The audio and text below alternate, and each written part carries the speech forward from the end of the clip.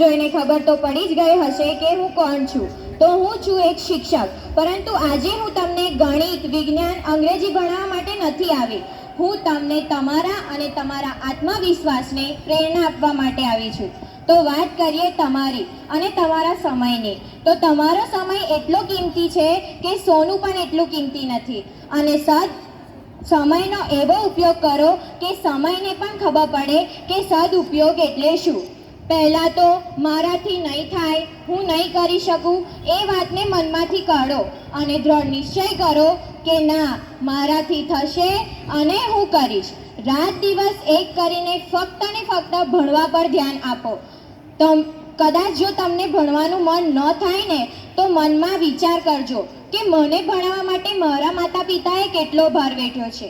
તમને કામયાબ વ્યક્તિ બનતા જોઈને તમારા માતા પિતાના ચહેરા પર જે ખુશી હશે તે જોઈને તમે સાગર પાર કર્યો હોય તેવો અનુભવ થશે. બીજું, મોબાઈલને તો દૂર જ રાખજો, કારણ કે તમને માર્ગથી ભટકાવવા વાળાની તો લાઈનો લાગેલી છે. અને ડરથી તો ક્યારેય ન ડરવું, કારણ કે આપણે કહીએ છીએ ને, કોશિશ કરને વાલોं की કભી હાર નહીં હોતી.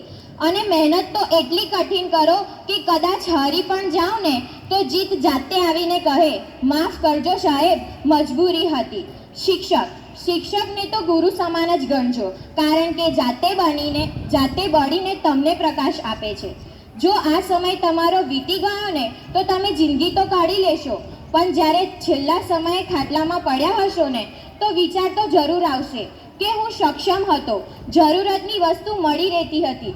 જો થોડી મહેનત કરીને હિંમત કરી લીધી હોત તો જિંદગી કંઈક અલગ જ હોત. માટે ઉઠો, જાગો અને ધ્યેય પ્રાપ્તિ સુધી વર્ગ્યા રહો. અંતમાં હું તમને મારા પ્રેરકના શબ્દો કહેવા માંગુ છું. જો તમે 20 વર્ષ મહેનત કરી લીધી તો પાછળના 40 વર્ષ જલસા છે, પણ જો તમે 20 વર્ષ જલસા કર્યા તો પાછળના 40 વર્ષ મજૂરી જ છે. મને આટલી શાંતિપૂર્વક સાંભળવા બદલ આભાર.